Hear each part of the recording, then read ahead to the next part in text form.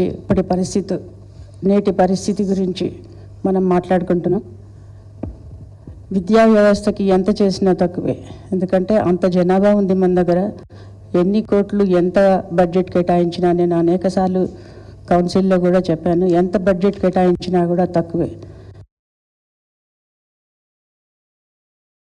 సరే, సంతోషం. ముందుగా ఇంటర్మీడియట్ పాస్ అయిన పిల్లలకి, నిన్న ఎంసెట్లో ర్యాంక్ వచ్చిన పిల్లలకి శుభాకాంక్షలు తెలియజేస్తూ, స్టేట్ గవర్నమెంట్ కొత్త స్కూల్స్ ఒకటి integrated young India integrated schools అని పెడతామని అనౌన్స్మెంట్ చేశారు.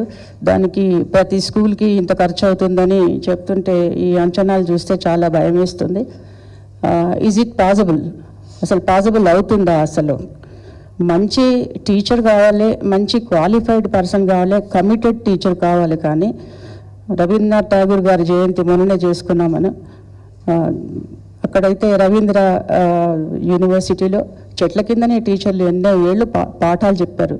స్టూడెంట్స్ను అంత గొప్ప గొప్ప జ్ఞానులు, గొప్ప గొప్ప ఏమంటారు స్కాలర్స్ అక్కడి నుంచి తయారైన ప్రపంచాని కోసం.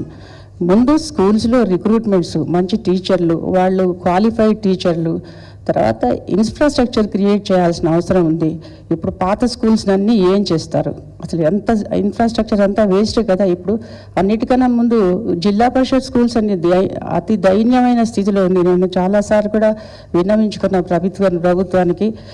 మౌలిక వసతులు కూడా లేవు. కాంపౌండ్ వాల్స్ లేని స్కూల్స్, జిల్లా పరిషత్ స్కూల్స్ కూడా ఉన్నాయి. మరి ఈ స్కూల్స్ అన్నీ ఏం చేస్తారు? ఇవి కఠినవన్నీ ఉన్నాయి కదా.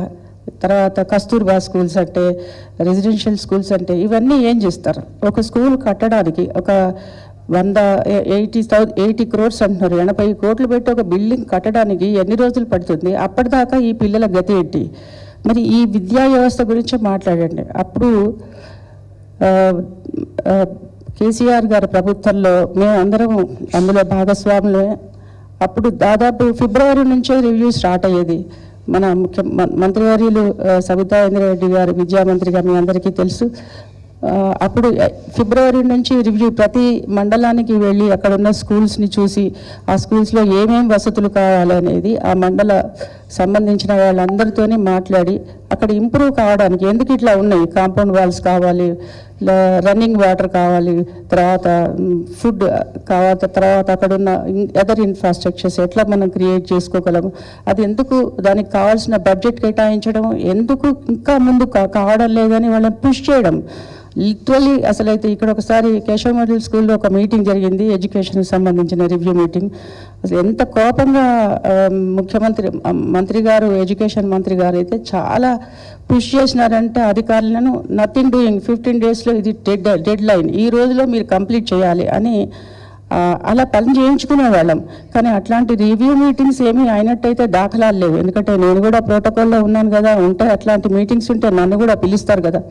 సో ఎందుకంటే మన జూన్లో స్కూల్స్ ఓపెన్ అవుతాయంటే ఫిబ్రవరి నుంచి మనం ప్రిపేర్ చేసుకోవాలి. ఎగ్జామ్స్ అయిపోతే ఈ పిల్లలకి మార్చిలో ఎగ్జామ్స్ అయితే 2 నెలల టైం ఉంటుంది. ఏదైనా ఎక్కువ తక్కువ ఉండేది ఉంటే అవన్నీ మనం సవరించుకోవాలి. అట్లాంటి విషయాలన్నీ పోయి ఇప్పుడు 80 కోట్లతోనే ఒక బిల్డింగ్ కట్టాలంటే ఎన్ని రోజులు పడుతుంది? దీంట్లో ఇంటేక్ ఏంటి? అసలు పాత సిలబసే కంటిన్యూ అవుతుందా? విద్యలో మార్పులు ఏమైనా చేస్తారా? అట్లాగే అప్పటిదాకా ఈ పిల్లలు ఎక్కడ ఉండాలి? ఈ రెసిడెన్షియల్ స్కూల్స్ అన్నిటినీ కూడా ఒకే దగ్గర తీసుకొస్తే ఒక నియోజకవర్గంలో ఒక స్కూల్ అంటే మరి హాస్టల్ కూడా అందులో ఉంటుందా? మరి ఎక్కడైతే దూరం నుంచి, కొందరికి దగ్గర ఉండొచ్చు కావచ్చు స్కూల్, కానీ నియోజకవర్గం అన్నప్పుడు దూరం ఉన్న స్కూల్ పిల్లలు ఎట్లా రీచ్ అవుతారు స్కూల్కి? ఇవాళ చాలా చాలా ఆలోచించి అనౌన్స్మెంట్ చేయాల్సిన అవసరం ఉంది. ఎస్, విద్యా వ్యవస్థకి ఎంత చేసినా తక్కువే. ఎందుకంటే మనిషిని అసలు మనిషిగా చేసేదే చదువు లేకపోయిన తర్వాత వింత పశుపే కదా. మేము ఎవ్వరము కూడా దానికి వ్యతిరేకం కాదు, మీరు ఎంత చేస్తే అంత మంచిది విద్యా వ్యవస్థకి. కానీ పాత వాటిని ఏం చేస్తారు అనేది సంగతి తెలియాలి. ఇది ఎప్పటికీ పూర్తవుతుంది? దీంట్లో ఇంటేక్ ఏంటిది? సిలబస్ ఏమన్నా మారుస్తారా? మరి ఎప్పటికి ఇది టేక్ ఆఫ్ అవుతుంది? అది స్పష్టంగా తెలియజేసేది ఉంటే కొంచెం చదువుకున్న వాళ్ళం మాకు కూడా కొంచెం, మమ్మల్ని అడుగుతుంటారు అందరూ ఇదేంటి కొత్త సంగతి. మమ్మల్ని అడిగినప్పుడే మాకు కొంచెం చాలా యాంబిగ్విటీ ఉంది. ఈ అనౌన్స్మెంట్లో చాలా యాంబిగ్విటీ ఉంది. ఇది క్లియర్గా చెప్పాల్సిన అవసరం ప్రభుత్వం మీద భారం ఉంది. అది క్లియర్ చేయండి. ఈ జిల్లా పరిషత్ స్కూళ్ళు, మండల పరిషత్ స్కూళ్ళు వీటిని ఏం చేస్తారు?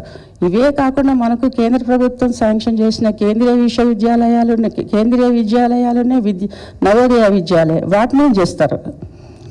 ఇవన్నీ కూడా క్లారిటీ ఇవ్వాల్సిన అవసరం ఉంది. మీ ద్వారా ప్రభుత్వానికి నేను ఇవన్నీ క్లారిఫై చేసేది ఉంటే మాలాంటి వాళ్ళకు కూడా మా దగ్గరికి చాలామంది మేము ఎడ్యుకేషన్ను రిప్రజెంట్ చేస్తాం కనుక మాజీ విద్యాశాఖ మాత్రులు కనుక మమ్మల్ని అడుగుతుంటారు కదా, ఇదేంటి అని మమ్మల్ని అడుగుతారు. రీచబుల్ మేమే ఉన్నాం కనుక మేము ఆన్సర్ చెప్పడానికి అవకాశం ఉంటుంది.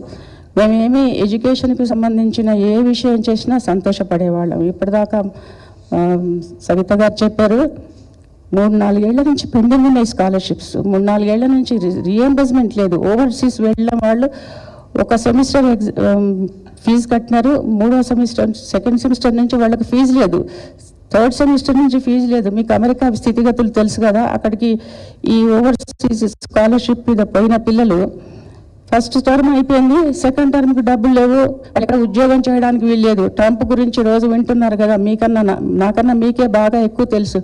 అక్కడ స్టూడెంట్ వీసా మీద పోయిన పిల్లలు ఎక్కడ చిన్న జాబ్ చేయడానికి వీల్లేదు. జాబ్ చేసేది వాళ్ళని రెస్ట్రిక్ట్ ఇచ్చేస్తారు, కాలేజ్ నుంచి తీసేస్తారు వాళ్ళని. అంతేకాకుండా మళ్ళీ ఇండియాకి పంపించేస్తారు కూడాను. అంత స్ట్రిక్ట్ రూల్స్ ఉన్నాయి అమెరికాలో. వాళ్ళు ఉద్యోగం చేయడానికి వీల్లేదు, వాళ్ళు చదువుకోవాలంటే డబ్బులు లేవు. ఇది ఎటువంటి పరిస్థితి చూడండి. ఇక్కడేమో తల్లిదండ్రులు ఆస్తులన్నీ అమ్ముకొని ఫస్ట్ సెమిస్టర్ ఏదో పంపిస్తారు, అట్లా తర్వాత ఓవర్సీస్ స్కాలర్షిప్ ఉంది కదా అని పోతారు. కానీ మరి తర్వాత వాళ్ళ చదువు ఏం కావాలి? మధ్యాంతరంగా అది పాడైపోయింది. అటువంటి వాళ్ళని ముందుగా ఆలోచించండి. చాలాసార్లు ఇంతకుముందు కూడా చెప్పాను, నేను కౌన్సిల్లో కూడా చెప్పాను, ఓవర్సీస్ స్కాలర్షిప్ మీద పోయిన పిల్లల్ని ముందుగా ఆదుకోండి. ఇక్కడ స్కాలర్షిప్స్ మీదనే చదువుకుంటున్న పేద విద్యార్థుల గురించి ముందు రిలీజ్ చేయండి బడ్జెట్. ఈ 2 విషయాలు చాలా అత్యవసరమైన విషయాలు. ఇవి అటెండ్ చేయకుండా కొత్త ప్రపోజల్స్ పెడుతున్నారు, దాంట్లో చాలా అంబిగ్యూటీ ఉంది. ఇవన్నీ క్లియర్ చేయాల్సిన అవసరం ప్రభుత్వ బాధ్యత అని నేను తెలుసుకుంటున్నాను. Thank you so much.